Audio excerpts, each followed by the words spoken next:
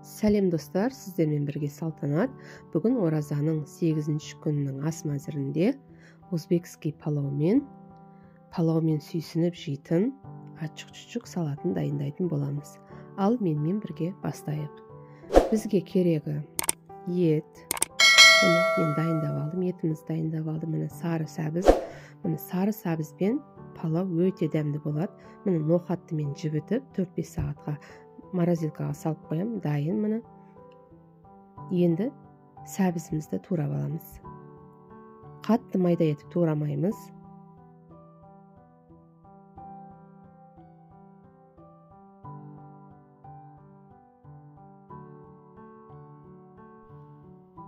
Міне сәбізіміз турап алдық, пиязымыз турап алдық. Енді қазанымызға 3 шөміш майымызды құйып қызған қазанымызға.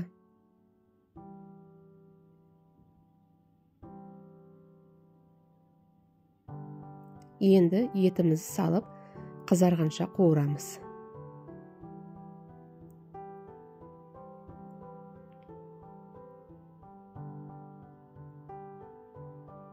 Етіміз қызарып шықты, енді пиязымызды да қуырамыз. Пиязымызды қатты қызыл етіп қуырмаймыз.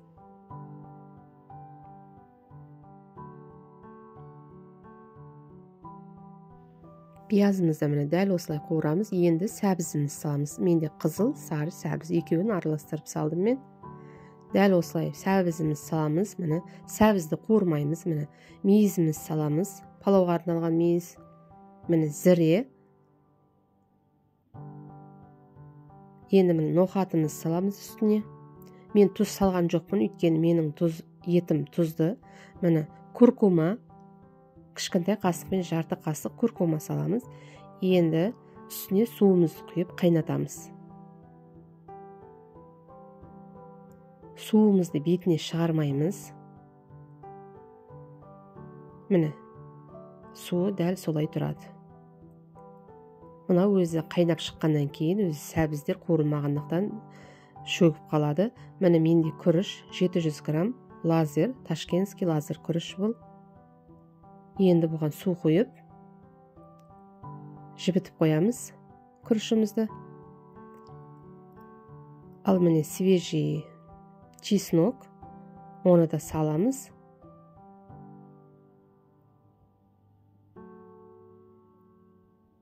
Ал міне қазанымыз қайнап шықты, енді жай қойып қайнатамыз.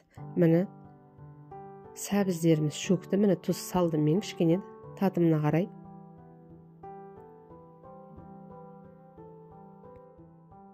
Арадан 1-1,5 сағаттай уақыт өтті. Міне енді күрішімізді салатын боламыз. Күрішімізді жуып тазалап алдық, суын сырғытып, күрішімізді салып,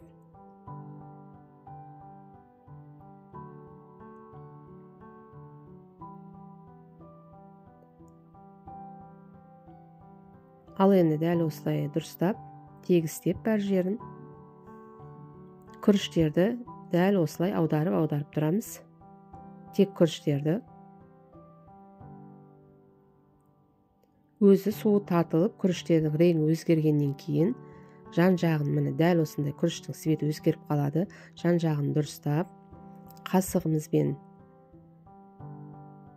ауа кіретіндей жасап, қақпағын жауып, енді демдеп қоямыз. Ал енді салатымызды дайындаймыз. Оған бір пиязымыз керек. Пиязды майдалап турап аламыз. Бір қияр, 3 қызанақ салдым мен.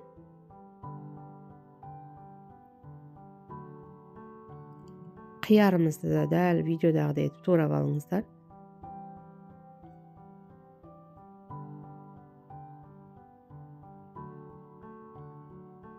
Қызанағымызды да турап аламыз. Міне барлық массаны салдық. Енді үстіне тұзымыз саламыз. Оливковый масламыз салып, араластырамыз. Міне салатымыз дайын. Ал енді осымен біздің тамағымыз да дайын болып қалды. Міне тамағымыз пісіп шықты.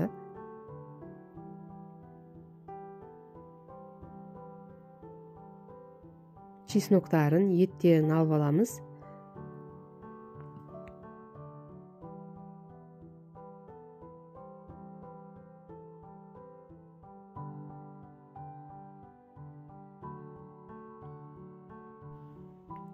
Ал енді легенімізге палауымызды саламыз. Үстіне жаңағы мен чесноктарымызды қойып шықтым.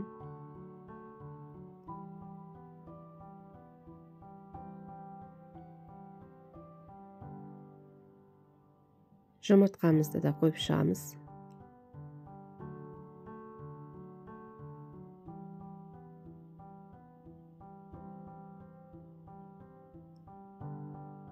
Енді етімізді де қоямыз турап-турап.